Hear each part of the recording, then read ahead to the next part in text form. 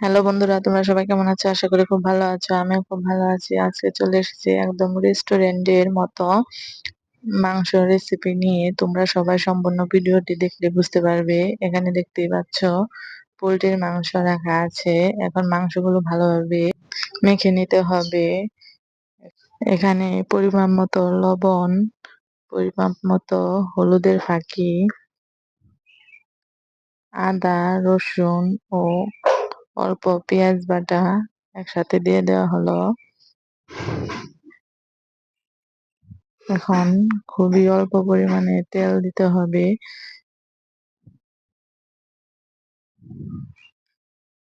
পরিমাণ মতো মরিচের ফাঁকি দিয়ে ভালোভাবে মেখে নিতে হবে।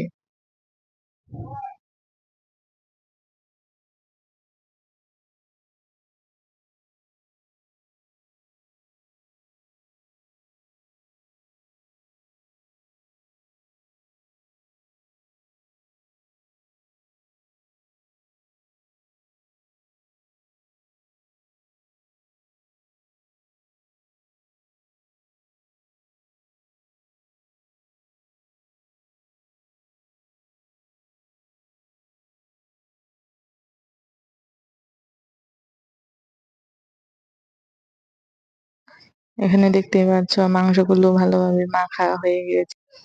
এখন দেখতেই পাচ্ছ একটি কড়াই বসিয়ে দেওয়া হয়েছে। এখন তাতে অল্প কিছু জিরা দেওয়া হয়েছে। এখন পরিমাণ মতো তেল দিয়ে নিতে হবে। কড়াইটি একটু গরম করে নেওয়া হচ্ছে।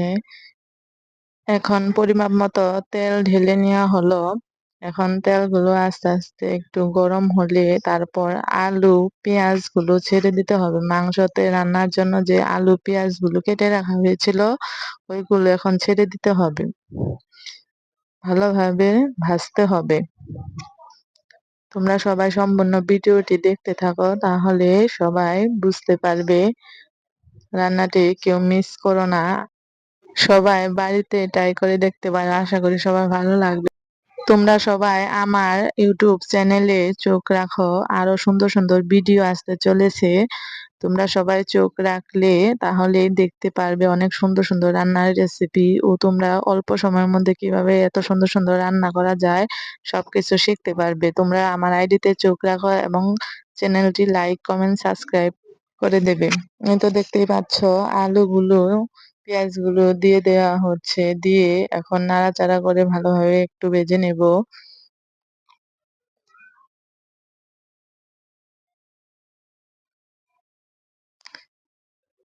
এই রান্নাটি করে যদি তোমরা ফ্যামিলির সবাইকে খাওয়াও তাহলে সবাই কিন্তু ধন্য ধন্য করবে। তোমরা সম্পূর্ণ ভিডিওটি দেখে রেসিপিটি ট্রাই করতে পারো। আশা করি সবার ভালো লাগবে।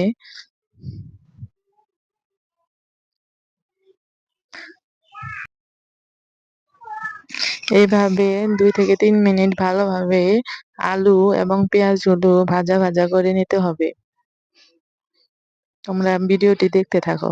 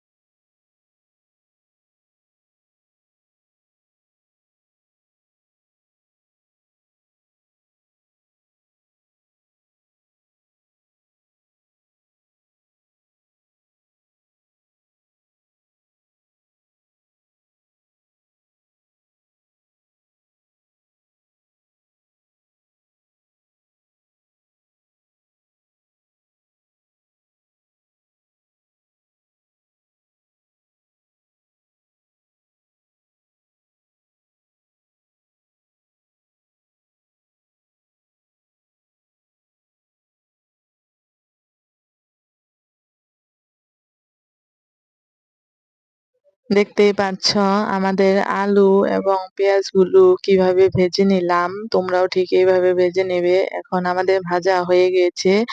এখন আগে থেকে যে মাংসগুলো মাখা হয়েছে ওই মাংসগুলো এখন এখানে ছেড়ে দিতে হবে। দেখতেই পাচ্ছ মাংসগুলো দিয়ে দিলাম। এখন ভালোভাবে নাড়াচাড়া করে নিতে হবে।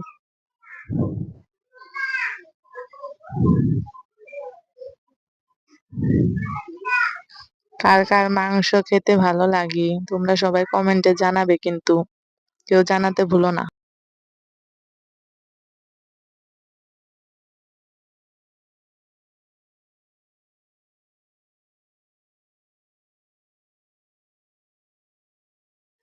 এইভাবে মাংসগুলো ভালোভাবে ৪ থেকে ৫ মিনিট নাড়াচাড়া করে নিতে হবে। কষাতে হবে মাংসগুলো ভালোভাবে।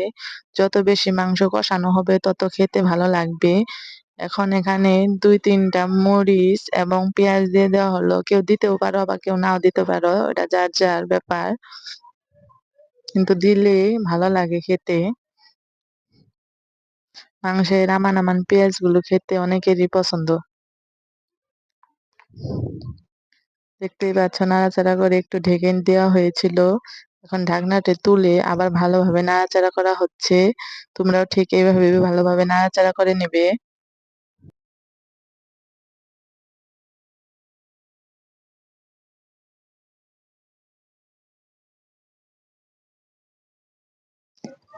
আবার একটু ২-৩ মিনিট ঢেকে রাখতে হবে।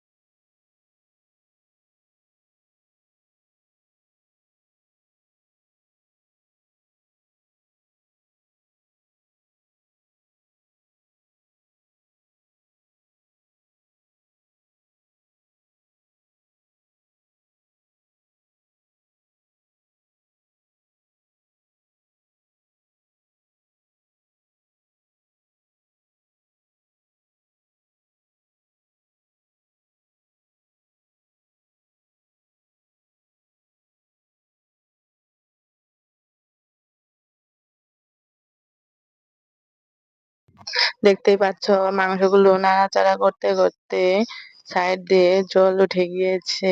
এই জলটুকু ভালোভাবে শুকিয়ে নিতে হবে। শুকানো হয়ে গেলে যখন অল্প জল থাকবে তখন পরিমাণ মতো জল দিয়ে দিতে হবে।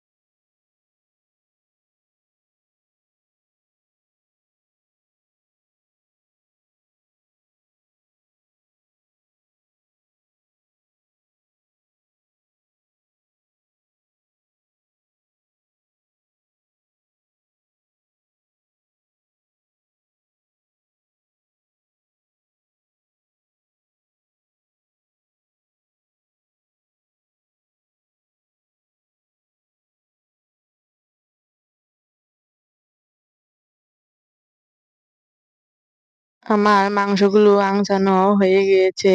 এখন পরিমাপ মতো জল দিয়ে দিব।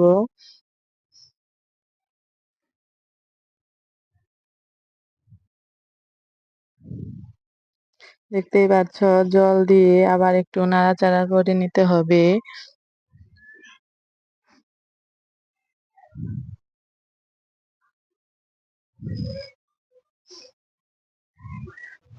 এভাবে এখন ৫ থেকে ৬ মিনিট জাল দিতে হবে। হাই হিটে জাল দিতে হবে। হাই হিটে জাল দিলে তাড়াতাড়ি হয়ে যাবে।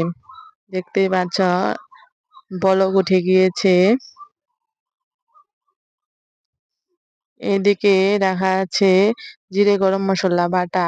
এখন রান্নার শেষের দিকে এই জিরে গরম মসলা বাটা দিয়ে আবার নাড়াচাড়া করে ২-৩ মিনিট ভালোভাবে হাই হিটে জাল দিয়ে নামিয়ে নিলে রেডি আমাদের রেস্টুরেন্টের মতো রান্না। যে একবার খাবে সে আপনাকে বারবার এই রান্নাটি করে দিতে বলবে।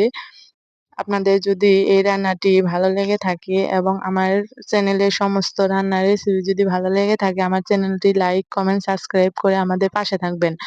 আপনাদের লাইক, কমেন্ট, সাবস্ক্রাইব আমাদের নতুন নতুন ভিডিও দিতে উৎসাহ দেয়। আপনারা সবাই তাড়াতাড়ি আমার চ্যানেলটিতে লাইক, কমেন্ট, সাবস্ক্রাইব করবেন। আশা করি সবার ভালো লাগবে। আপনারা সবাই ভালো থাকবেন এবং আমাদের জন্য দোয়া এবং আশীর্বাদ করবেন। দেখতেই পেলেন, জিরে বাটা দিয়ে এখন নাড়াচাড়া করা হচ্ছে।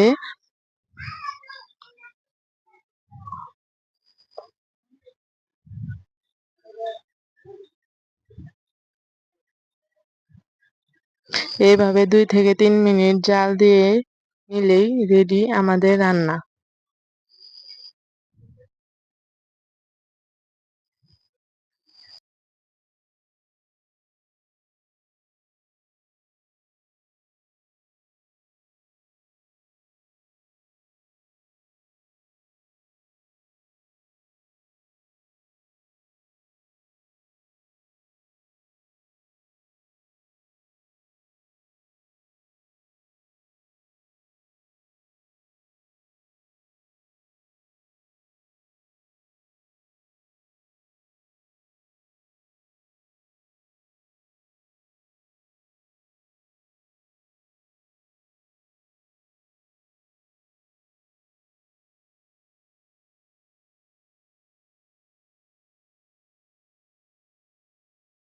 রান্নাটি শেষ, এখন নামিয়ে নিব।